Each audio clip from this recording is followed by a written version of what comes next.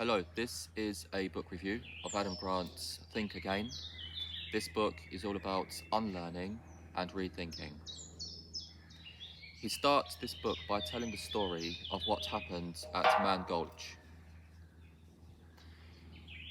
There was an elite group of smoke jumpers, elite wildfire personnel, whose job it was to land in an area and put out or contain or redirect wildfires.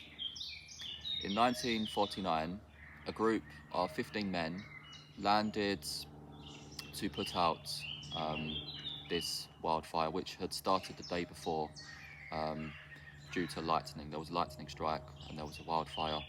15 men were sent in to try to contain it. They landed, they headed towards the fire, but the leader of this group, Wagner Dodge, realised that the situation was getting out of control. The fire was fast approaching on both sides, and at this point they were sort of halfway down a V-shaped valley. The leader, Wagner Dodge, ordered his men to turn around and get out of the gulch to escape. So they bolted in the direction they had just come and were trying to reach the ridge. The fire was very quickly approaching, and Wagner Dodge did something that completely baffled his men. He bent over, took out a matchbox and started to light matches and throw them in the grass all around him. His men were confused. They didn't know what he was doing. What he was actually doing was he was creating an escape fire. He was trying to burn an area around him to stop the fire that was approaching from engulfing them, because he realised they couldn't outrun this fire. It was coming at them too quick. So on the spot, he improvised. He was never taught this. It came about subsequently that this was not something they had learned in their training.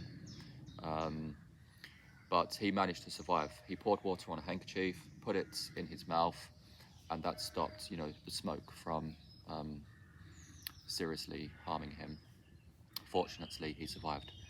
12 of the other 15, unfortunately, didn't make it. They carried on running, and unfortunately, the fire got to them, and they died.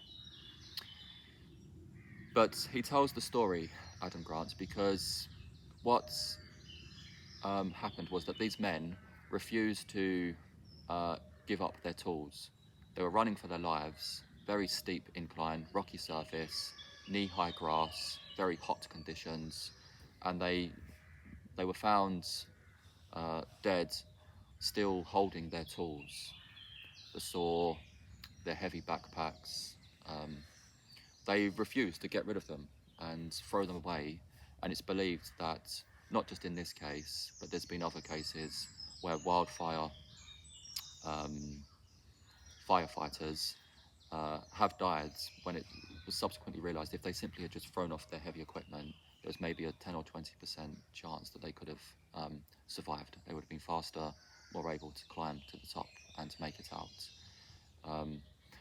And what else Adam Grant discusses in this book? So it's all about getting rid of bad ideas, old habits.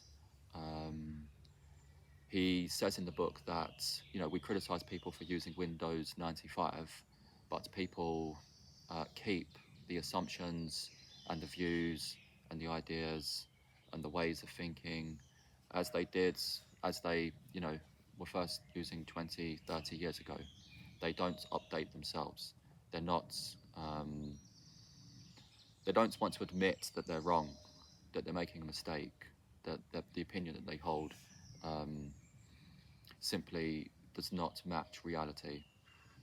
And the story of the firefighters is pertinent because when the fire was surrounding them, one person apparently was trying to figure out where to put the saw, this big heavy machine, because it didn't feel right to him to get rid of it, even though his life was in danger. He also tells the story of a man, Mike Lazaridis, who at the time, you may remember BlackBerry, was an incredible mobile phone company. Nearly everyone I knew at the time in the late 2000s, 2006, 2007, seemed to have a BlackBerry. But BlackBerry, rather like Nokia, refused to change, refused to rethink what had made them so great. And they became stale. And obviously the Apple iPhone took over. Steve Jobs, visionary, future-driven, seeing how things would evolve. Not somebody who would necessarily be too reluctant to change his mind. But he talks about how it's important to keep an open mind and to constantly think like a scientist. So instead of having a certain view and then finding evidence to find evidence that supports your view, one of the things he recommends in the final chapter of this book, he gives a number of specific methods of what you can do to keep an active, open mind and to test your assumptions, to test your beliefs, your ideas, your opinions, your predictions, how you think the future will play out, what you think is a good product, a good decision. He gives you some practical tips on how you can scrutinize and criticize yourself and your own opinions. And he recommends that we keep certain values, not too dissimilar to Stephen Covey. Stephen Covey made a similar argument in his book. You can have a number of values, a number of principles which you hold, but your opinions,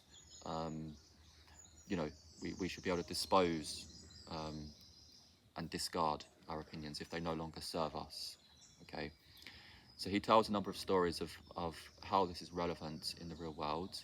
He makes the point that today, technology is advancing very rapidly, and the importance of moving with the times, rethinking how we see ourselves and what we do in our own lives has never been greater, because we live in a time of great technological change. So it's an interesting book. Many people, if you ask them to change their mind, they'll say, oh, well, this is the way we've always done it. People become set in their ways. They rest on their laurels. Sir Alex Ferguson used to talk about the disease of complacency.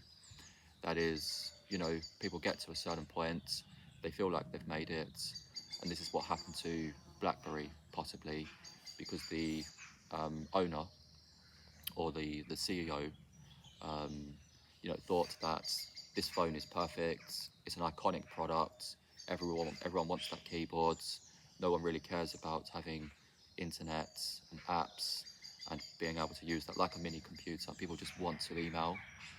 He didn't really want to change the product. He became very conservative, and this, unfortunately, BlackBerry, hardly anyone has a BlackBerry today. Their market share is, I think it's less than 1% worldwide. It is very low.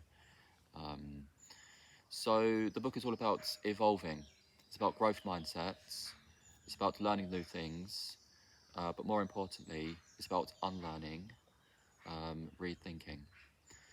Albert Einstein once famously said, the one thing that interferes with my learning is my education. Something else he said, education is what remains when one has forgotten what one has learned in school. Socrates once said, I know that I'm wise because I know that I know absolutely nothing. And John Maynard Keynes once said, when the facts change, I change my mind. What do you do, sir? So this is what the book is all about. If you're interested in critical thinking, in trying to get better at understanding different perspectives, making better forecasts, making better predictions, self-improvement in its broadest sense, this might be a book worth checking out. Thank you for watching.